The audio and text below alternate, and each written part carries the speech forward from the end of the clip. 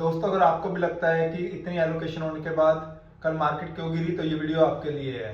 कल क्या हुआ, कल निर्मला ताई ने संडे को मार्केट खुलवाई, बजट का सेशन, और हाथ में टैक्स का कटोरा दे दिया कि ये लो, इसको भरते रहो। तो निर्मला ताई ने कल दो मिस्टेक कर दी। एक तो एसटीटी को बढ़ा दिया और दूसरा जो एसजीबी के ऊपर टैक्सेशन की डेफिनेशन है वो भी चेंज कर दी। तो हम एक एक करके बात करते हैं। पहले एसटीटी को फ्यूचर कॉन्ट्रैक्ट और ऑप्शन कॉन्ट्रैक्ट दोनों के ऊपर एसटीटी नियरली 150 और 200% कर दी। और उससे क्या हुआ कि जो एफआई है उनके ऊपर नेगेटिव इंप्रेशन चला गया और मार्केट ऑलरेडी डाउन हो गई।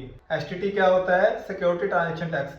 जो भी कोई फ्यूचर कॉन्ट्रैक्ट या ऑप्शन कॉन्ट्रैक्ट, इक्विटी, कोई भी शेयर खरीदता है या बॉन्ड्स खरीदता है तो उसके ऊपर एसटीटी गवर्नमेंट को देनी पड़ती है। कैपिटल मार्केट अपनी ऑलरेडी डाउन चल रही है, 81,000 पे सेंसेक्स चल रहा है, और आप फ्यूचर और ऑप्शन कॉन्ट्रैक्ट के ऊपर अगर एसटीटी बढ़ाओगे तो फॉरेनर्स कैसे आएंगे, एफआईआई कैसे आएंगे?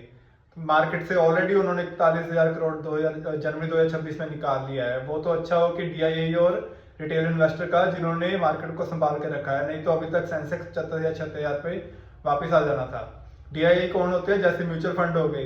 तो ये लोग क्या करते हैं कि जितना पैसा एफआईआई निकालते हैं तो ये डीआई उनको परचेज कर लेता है। रिटेल इन्वेस्टर भी अब पार्टिसिपेशन बढ़ गई है। अभी रिटेल इन्वेस्टर की 21 करोड़ हो गए हैं, पहले वो 10 करोड़ के आसपास होते थे। कुछ समझाओ निर्मला ताई को कि अगर एसटीटी आप बढ़ाओगे तो आप फॉरेनर कैसे आएंगे इंडिया में?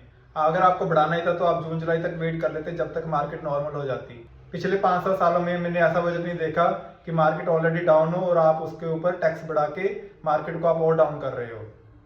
तो हम दूसरी बात करते हैं। दूसरा उन्होंने क्या किया, एसजीबी के ऊपर डेफिनेशन ही चेंज कर दी टैक्सेशन की। एसजीबी क्या होता है कि सोवरेन गोल्ड बॉन्ड, गवर्नमेंट ने पहली बार ये 2015 में इशू किए थे और इसके ऊपर हर साल 2.5% इंटरेस्ट मिलता है, जो कि 2 बार में आता है। एक अप्रैल में आता है, दूसरा सितंबर में आता है। तो गवर्नमेंट ने कल क्या कहा कि अगर आपने एसजीबी ओरिजिनली परचेज किए हैं, मान लो आपने 2020 में जो ट्रांस इशू हुई थी वो आपने 2020 में खरीदी है और अगर उसकी मेच्योरिटी 2028 तक है तो आपको एलटीसीजी नहीं लगेगा, वो एग्जम्प्ट हो जाएगा। लेकिन वही आपने अगर एसजीबी, एंजल वन या जीरोडा, जो भी ब्रोकर के थ्रू आपने मान लो 2022 में खरीदा है, उसकी मेच्योरिटी 28 में है, तो वो आपका एलटीसी एग्जम्प्ट नहीं होगा।